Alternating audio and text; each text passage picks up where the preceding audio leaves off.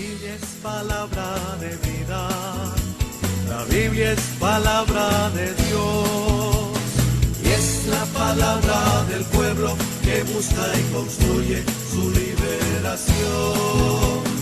Y es la palabra del pueblo que busca y construye su liberación. Amigos, nos encontramos ya en el último tema. Este es el tema número 10, Carta a los Hebreos y Apocalipsis.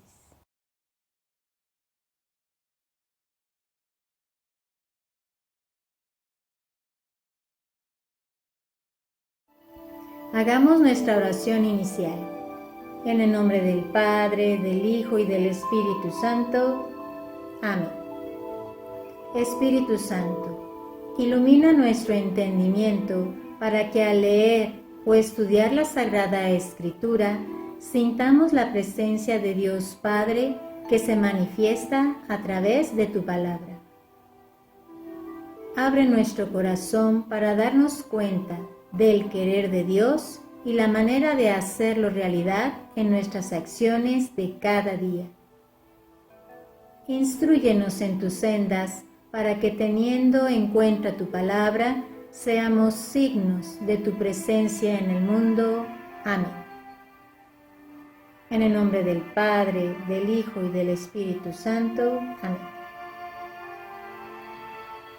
Pues bien, hermanos, en este tema vamos a aprender un poquito de la carta a los Hebreos. ¿De qué trata? ¿Quién la escribió? Pues miren, la carta a los Hebreos es un escrito que se presenta en forma de carta.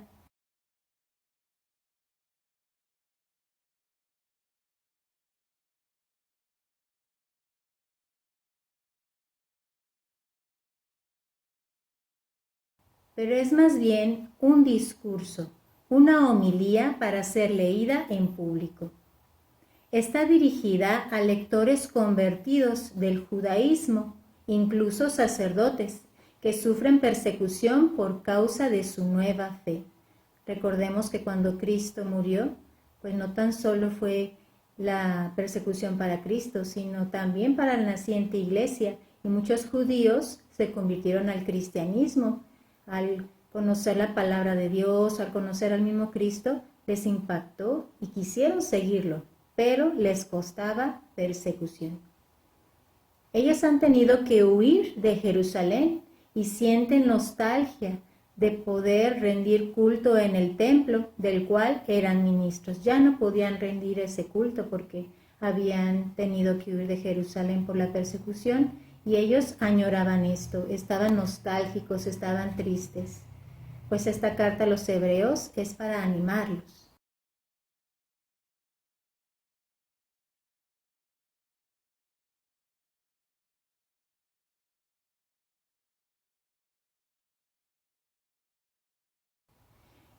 Es un tratado que refleja la vida de las primeras comunidades, sus primeras experiencias. Es un tratado de lo que es la iglesia, el sacerdocio y la comunidad. La carta a los Hebreos tiene 13 capítulos y está dirigida a personas que después de su conversión se habían dejado llevar por la fatiga y el desaliento. Al principio con mucho amor, con mucho fervor, inician su fe, inician a seguir a los primeros cristianos y después decae ese ánimo. Pues para ellos es esta carta. ¿Acaso nos sucede a nosotros también que decidimos seguir a Jesús y en un tiempo pues nos cansamos, nos fatigamos, quizá por el esfuerzo, quizá por nuestras propias debilidades y vamos decayendo? Pues esta carta de los Hebreos es también para nosotros. Nos habla en estos tiempos, aunque fue escrita mucho tiempo atrás, nos habla, es actual.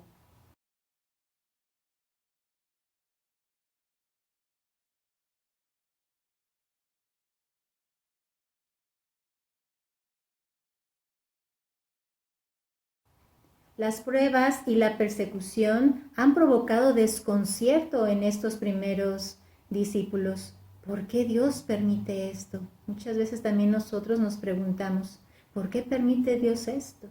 Bueno, pues todo es para un propósito, para una purificación, para una enseñanza también. Nosotros debemos de buscar más de el por qué, más bien un para qué. ¿Para qué? ¿Qué debo de aprender en esto? Esta carta exhorta a seguir el camino que conduce al mundo celestial. Vamos de paso en esta vida. Tenemos que aspirar a llegar a la vida celestial, a la vida de Dios. El autor presenta a Cristo como sumo y eterno sacerdote que ha sellado la nueva alianza con el nuevo y perfecto sacrificio.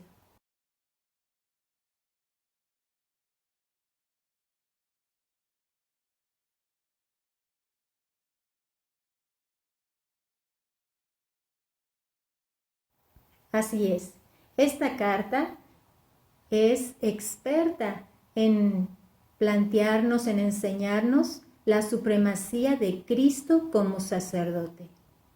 Cristo es el mediador e intercesor que aboga por nosotros. Él está pidiendo al Padre por nosotros. Y esta carta describe el itinerario de la Iglesia hacia la tierra prometida, guiada por Cristo.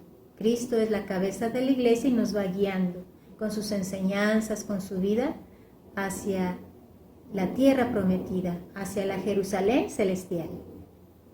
Jesús es el Hijo de Dios encarnado, Rey del universo, y es superior a los mismos ángeles, pues Él es Dios.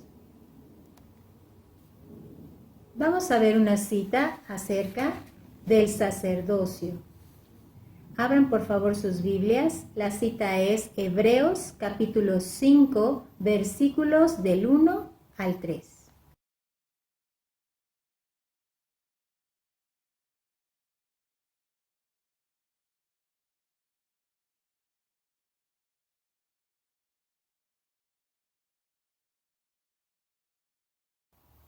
Dice así: todo sumo sacerdote está tomado de entre los hombres y constituido en favor de la gente en lo que se refiere a Dios, para ofrecer dones y sacrificios por los pecados. Es capaz de comprender a ignorantes y extraviados, porque también él se halla envuelto en flaqueza. Y a causa de la misma, debe ofrecer por sus propios pecados lo mismo que por los del pueblo. Y nadie puede arrogarse tal dignidad a no ser que sea llamado por Dios como Aarón. De igual modo, tampoco Cristo se atribuyó el honor de ser sumo sacerdote, sino que lo recibió de quien le dijo: Hijo mío, eres tú, yo te he engendrado hoy. Palabra de Dios, te alabamos, Señor. Pues bien, hermanos, esta cita tan hermosa nos habla de muchas cosas. Entre una de ellas es de los sacerdotes. ¿Quiénes son nuestros hermanos sacerdotes? Hay que orar mucho por ellos, por nuestros hermanos sacerdotes. Han ofrecido su vida a Dios para dedicarse al servicio de la Iglesia en una comunidad, en las personas. ¿Quién nos asiste al principio de nuestro nacimiento en el bautismo? El sacerdote. ¿Quién nos asiste en los momentos más alegres, más bonitos de nuestra vida, los 15 años, el matrimonio? El sacerdote. Un consejo, vamos con el sacerdote. ¿Quién nos perdonará los pecados en nombre de Cristo? El sacerdote. ¿Quién nos asistirá al final de nuestra vida? Ojalá que sea un sacerdote. Su ministerio es importantísimo. Hay que orar por ellos, hermanos. Orar para que sean más santos, pues ellos son mediadores entre Cristo y nosotros. Ellos nos administran los sacramentos y es gracias a ellos que diariamente en la Eucaristía ellos pueden consagrar el pan y el vino. Gracias a ellos, a esas manos. Ellos son puentes. Ellos nos conducen a una comunidad. Y si el sacerdote es santo, también la comunidad es santa. Pero Ellos son sacerdotes por ministerio, pero nosotros también tenemos un sacerdocio real. Todos estamos llamados a ser sacerdotes por el bautismo. Así es, en efecto. En el bautismo recibimos el sacerdocio real de Cristo, don de profecía. Somos profetas, sacerdotes y reyes. Veamos este aspecto de ser reyes. ¿Qué significa esto? Bueno, significa que todo lo que nosotros ofrezcamos a Dios, ya sean nuestras incomodidades, nuestras penas, nuestras alegrías, todo es oblativo, siempre y cuando nosotros lo ofrezcamos con amor. Nosotros también ofrecemos estos sacrificios diarios de nuestra rutina diaria, de levantarnos, que lo que nos cueste trabajo o lo que nos alegre, todo podemos ofrecerlo como esa ofrenda agradable al Padre. También nosotros tenemos este sacerdocio real de Cristo.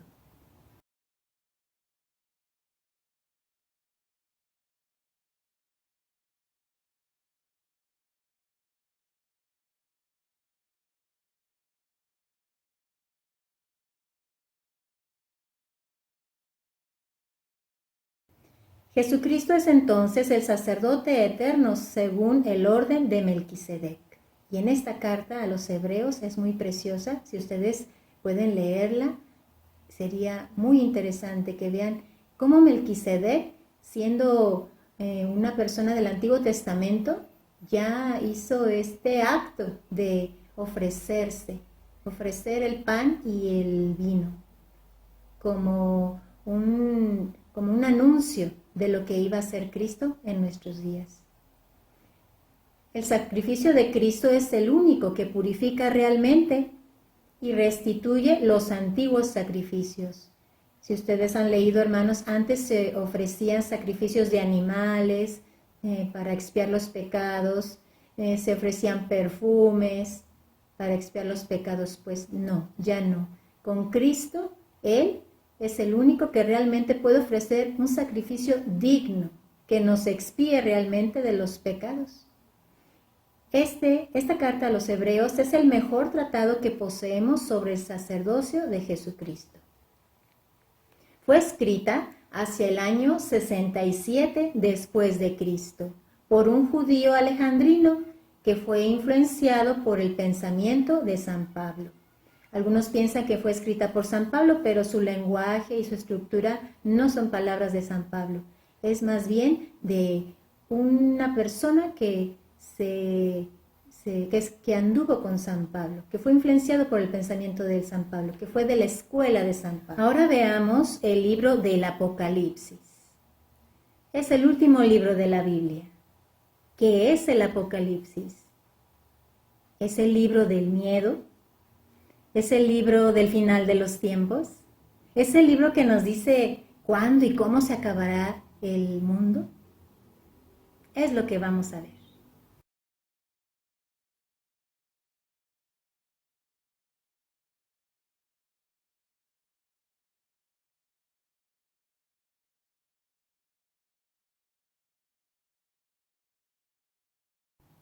Pues bien, hermanos, el Apocalipsis, la palabra Apocalipsis significa la revelación. Su autor es San Juan. Este libro está colocado al final de la Biblia. Fue escrito para unas circunstancias determinadas. Hay que comprender un poco en qué época fue escrito. Recordemos que San Juan, el discípulo amado, había sido desterrado a la isla de Patmos. Para que pensemos un poquito en esta situación, ¿por qué fue desterrado? Pues sí, porque él también sufrió persecución por ser seguidor de Jesús. Pero fíjense, hermanos, este hermoso libro del Apocalipsis fue escrito por San Juan para alentar y consolar a los cristianos que eran perseguidos como él del primer siglo. Esa era la intención, este era el objetivo de que San Juan hubiera escrito este libro. Es llamado el libro de la consolación. Es llamado también el libro de la esperanza.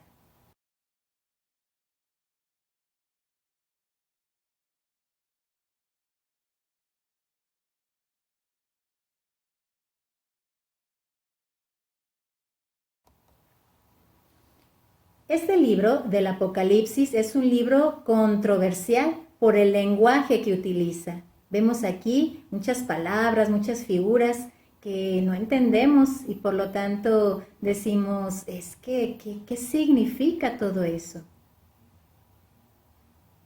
Este libro fue escrito para fortalecer a las comunidades perseguidas. No fue escrito para infundir miedo, que tengamos miedo a la muerte, al fin del mundo, que ya se va a acabar. No. Su mensaje central de este libro es Jesucristo, vivo y resucitado. Recordemos que ya había sufrido la pasión, la muerte, pero también había sido resucitado Cristo. Pues este libro habla de todo eso.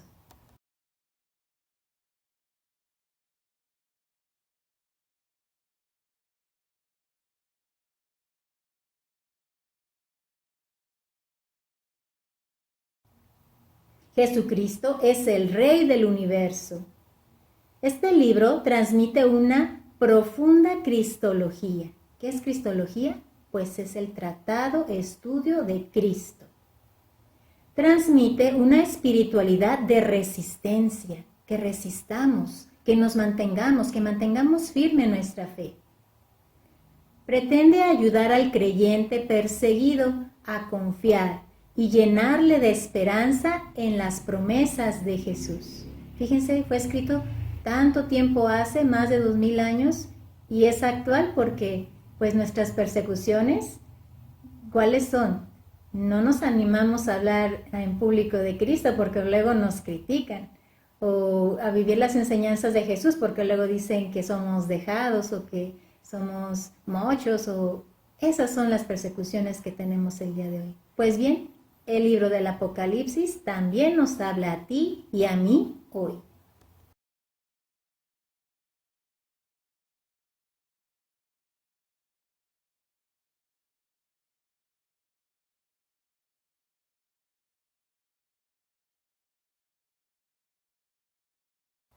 Toda la historia contemporánea y futura de la humanidad aparece allí. Por lo mismo que les digo, los problemas son los mismos, nada más los actores son diferentes.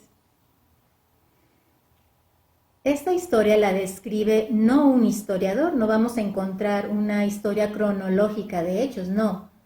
La escribe un apocalíptico, o sea, un revelador. Recordemos que Apocalipsis quiere decir la revelación.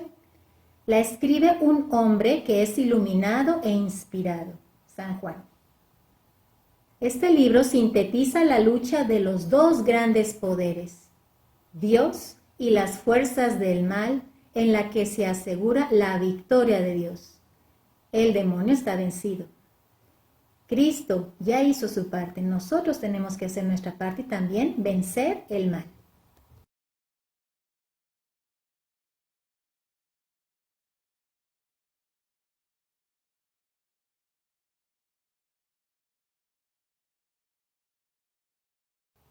Nos muestra a Cristo resucitado como centro de la historia. No presenta al mundo como el escenario. Nos muestra a Cristo resucitado como centro de la historia. Nos presenta también al mundo como el escenario de la lucha entre la Iglesia, encabezada por Cristo, y las fuerzas del demonio y del mal. Acuérdense, hermanos, que no luchamos contra fuerzas naturales, sino contra fuerzas sobrenaturales, dice en otro pasaje la palabra de Dios. Con constancia, con perseverancia y con la ayuda de Dios venceremos el mal, a fuerza de bien.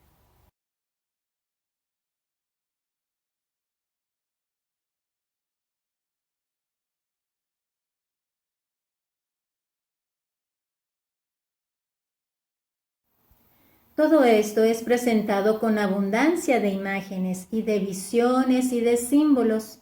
Son difíciles de entender, es verdad, sin una adecuada explicación y profundización, sin una clave de interpretación. El Apocalipsis es una buena noticia. No es un libro para adivinar el futuro, ni para infundir miedo.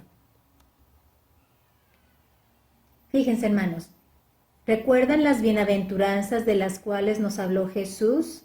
Están en San Mateo. Pues este libro también nos presenta unas nuevas bienaventuranzas. Nos presenta 7 bienaventuranzas también. Vamos a ver, la primera es en Apocalipsis, capítulo 1, versículo 3.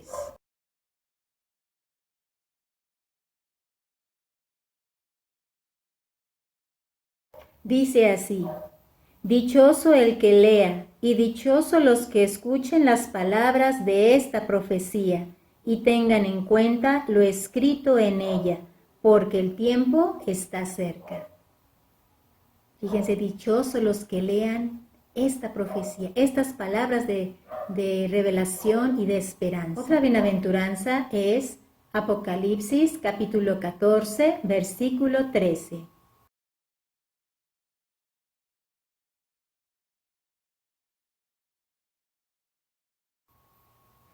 Luego oí una voz que decía desde el cielo: escribe, dichosos los muertos que mueren en el Señor. Sí, que a partir de ahora, dice el Espíritu, descansen de sus fatigas porque sus obras los acompañan. Morir en el Señor. Qué diferente a morir por morir, ¿no? Morir en el Señor. Ya descansan de sus fatigas. Otra bienaventuranza es en Apocalipsis, capítulo 16, versículo 15.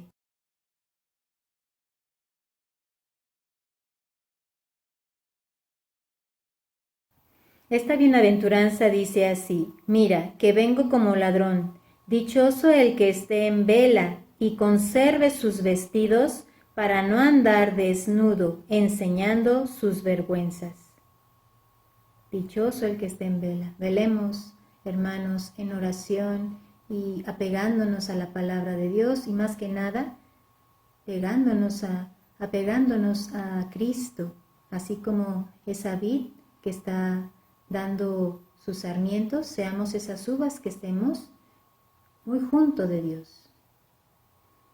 Pues bien, hay otras 4 bienaventuranzas. Vamos a dejar una tareita para que ustedes las busquen, hermanos. La 4ª bienaventuranza está en Apocalipsis, capítulo 19, versículo 9.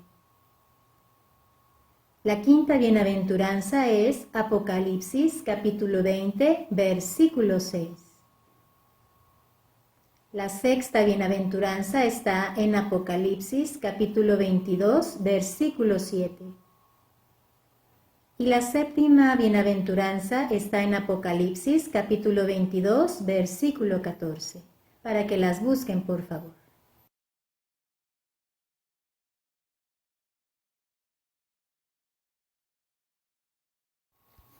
El Apocalipsis fue escrito en un estilo apocalíptico.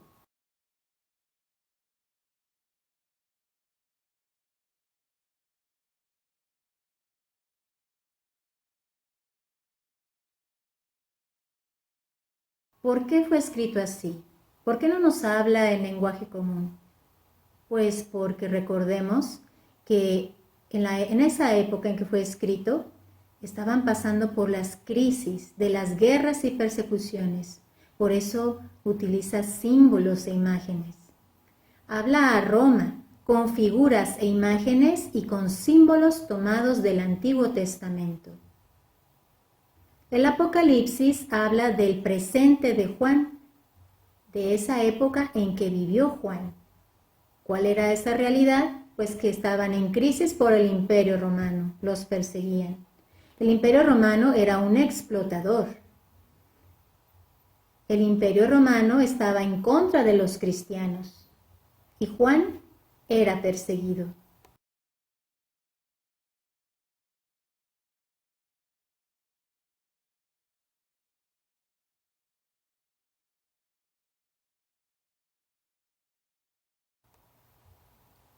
Fue escrito para que los que estén viviendo esta situación o situaciones parecidas se sientan liberados del miedo. Contiene imágenes monstruosas, es verdad, que representan a Roma. San Juan en este libro trata de representar de esta manera al opresor, a Roma o al emperador. Pero estas mismas palabras, estas mismas figuras, pues se pueden aplicar a nuestro presente. También tenemos quien nos oprima, el mismo demonio, pues pudiéramos aplicar estas figuras que nos conoce muy bien y nos está tentando constantemente, como león que busca a quien devorar.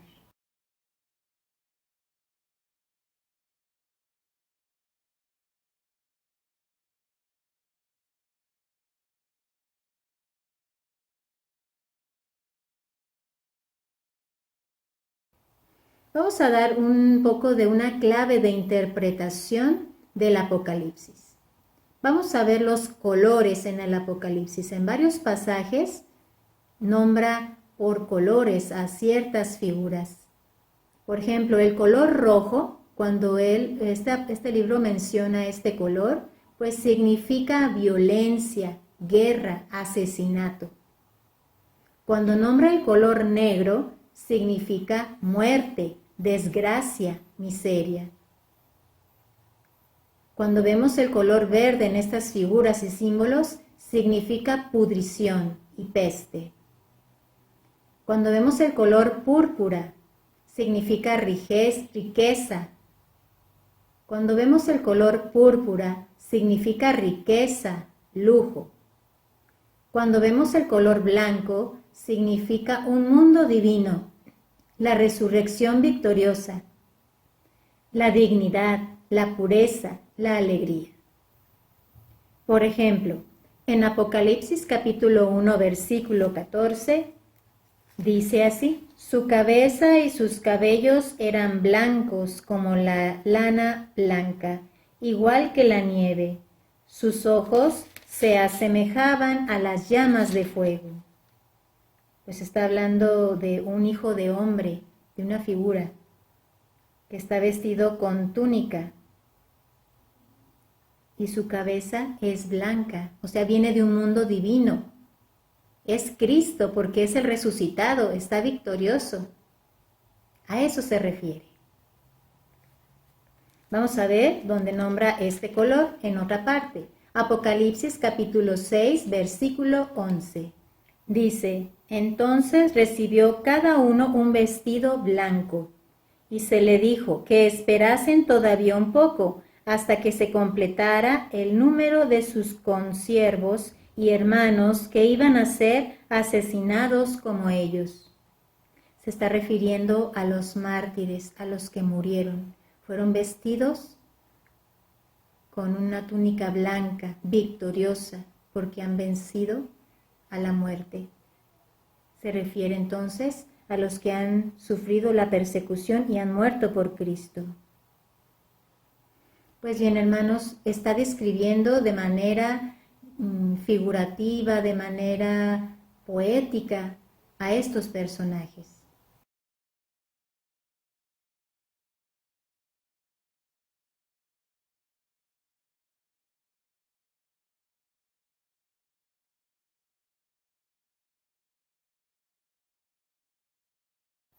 Ahora vamos a ver otra clave de interpretación, son los números en el Apocalipsis.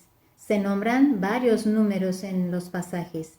Pues bien, por ejemplo, cuando aparece el número 1 o el número primero, en su ordinal, número primero, significa exclusividad y primacía. Cuando aparece el número 2, significa solidez del testimonio. El número 3 significa perfección, lo que viene del cielo. El número 4 significa toda la humanidad, todo lo creado.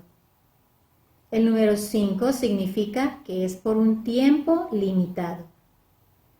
El número 6 significa imperfección, intento infructuoso de llegar al 7. Y el número 7 significa plenitud. Vamos a ver unos ejemplos donde aparecen números. Apocalipsis capítulo 1, versículo 17. Cuando lo vi, caí a sus pies como muerto. Entonces puso su mano derecha sobre mí y me dijo: no temas, soy yo, el primero y el último. ¿A quién se refiere? Es el primero, pues a Cristo. Es la exclusividad y es la primacía. Él es el primero. En otra parte, también nombra números. Apocalipsis capítulo 11, versículo 3. Dice así: pero haré que mis 2 testigos profeticen durante 1270 días, cubiertos de sayal. Habla de dos testigos. Habla de alguien que le da solidez al testimonio, que su testimonio es fuerte. Y habla también de 1270 días. Cuando aparece en el Apocalipsis el número 1000, significa multitud. No hay que tomar este número tal y cual radicalmente, más bien significa multitud. Otros números y sus significados en el Apocalipsis son el número 12. Cuando nombra el número 12 se refiere al pueblo de Dios. Recordemos las 12 tribus de Israel, los 12 apóstoles, son el pueblo de Dios. El número 24 significa en el Antiguo Testamento y el Nuevo Testamento sumados los dos, o sea, la Antigua Alianza y la Nueva Alianza. Ese a lo que se refiere cuando dice el número 24. Cuando dice el número 42 se refiere a perfección. Cuando nombra el número 144 significa 12 por 12. 12 tribus del antiguo pueblo de Dios y 12 apóstoles del nuevo pueblo de Dios, igual a gran pueblo. Significa un gran pueblo. A veces nuestros hermanos nos confunden cuando dicen solo se van a salvar 144,000. Y luego yo les pregunto, ¿y entonces tú no te vas a salvar porque ya no eres de esos 144,000? Ya ha pasado muchos años y ya pasaron más de 144,000. No, hermanos, se refiere al gran pueblo de Dios. Vamos a hacer mucho más que 144,000. Otro número que genera confusión es el 666, que se refiere a una bestia y que si es el anticristo, etc. Vamos a leer esa cita. Es Apocalipsis capítulo 13, versículo 18. Aquí está la sabiduría, que el inteligente calcule la cifra de la bestia, pues es la cifra de un hombre. Su cifra es 666. Con esta clave de interpretación, entonces sabemos que este número, el 6, significa imperfección. Es un intento infructuoso de llegar al 7. ¿Y quién ha hecho ese intento? Pues el demonio. Es imperfecto y aunque dé golpes y esté dando patadas de ahogado, pues no va a ser igual que Dios. Entonces se refiere a esto, a la imperfección, que no puede llegar a ser perfecto. Pues bien, hermanos, esperemos que este Apocalipsis nos ayude más que a tener confusión, a tener esperanza a que Cristo es el que ha vencido la muerte y con su resurrección nos invita a nosotros a tener una vida nueva. Hagamos nuestra oración final. Gracias, Señor, porque al leer y estudiar tu palabra me invitas a seguirte con fidelidad. Tu mensaje ha dejado huella en mi mente y en mi corazón. Fortalecido por tu luz, me dispongo a hacer realidad lo que tu Espíritu me ha hecho comprender. Ahora, Señor, estoy más preparado para vivir según tu voluntad. Que tu Santa Madre, la Virgen María, Madre mía, sea mi estrella y guía en la misión de anunciar tu palabra a toda la creación. Amén. En el nombre del Padre, del Hijo y del Espíritu Santo. Amén. Te felicito por haber terminado tu curso de Biblia. Y ahora es el comienzo de vivir más profundamente las enseñanzas de Jesús a través de nuestras obras. Dios te bendiga. La Biblia es palabra de vida. Biblia es palabra de Dios y es la palabra del pueblo que busca y construye su liberación. Es la palabra del pueblo que busca y construye su liberación.